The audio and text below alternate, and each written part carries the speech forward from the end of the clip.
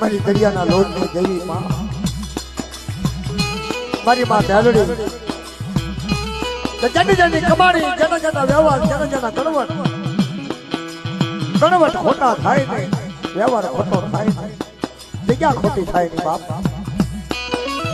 કદાચ સાદા સુરત નો તેજ ઉગે અને જો અજવાળું મટવા દો